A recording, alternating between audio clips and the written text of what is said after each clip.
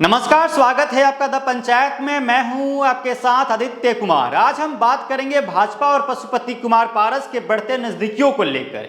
इस बढ़ते नजदीकियों से बिहार के राजनीति की समीकरण बदलते हुए नजर आ रहे हैं।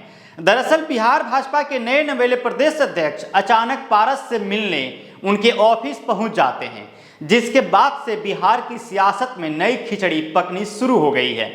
करीब एक महीने हुए जब बीजेपी ने दिलीप जायसवाल को बिहार बीजेपी का नया प्रदेश अध्यक्ष बनाया था, उसके बाद से दिलीप जायसवाल अपनी पार्टी के कार्यक्रमों में तो लगे हैं, लेकिन किसी सहयोगी पार्टी के नेता के पास मुलाकात करने के लिए नहीं गए।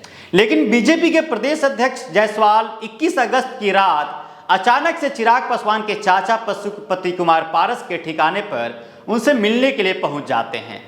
जायसवाल की पारस की इस मुलाकात के पीछे की कहानी अब सामने नजर आ रही है।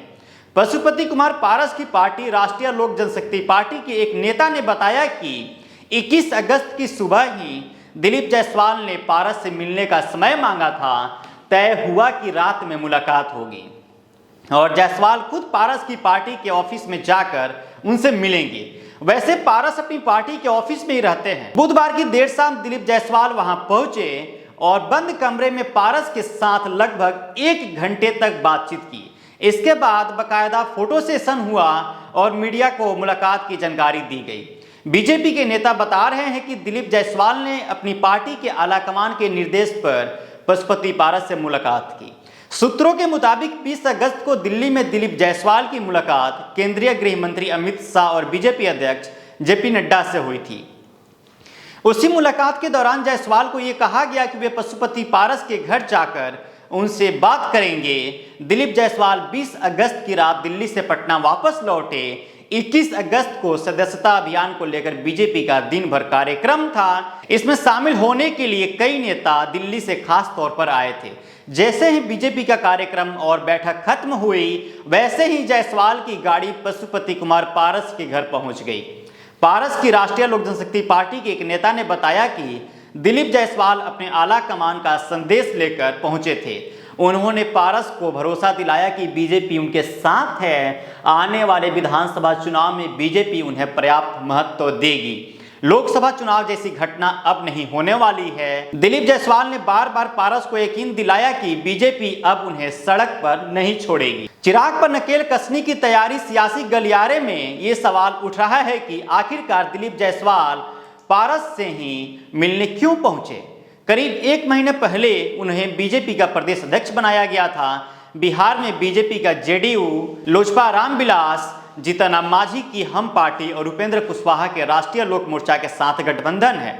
दिलीप जायसवाल इन पार्टियों के नेताओं के घर नहीं गए। फिर पारस के पास जाने का मतलब क्या है? आखिर क्या मतलब निकलता है इसका? बीजेपी सूत्र इसका जवाब दे रहे हैं। उनके मुताबिक पार्टी चिराग पासवान का नकेल कसना चाहती है।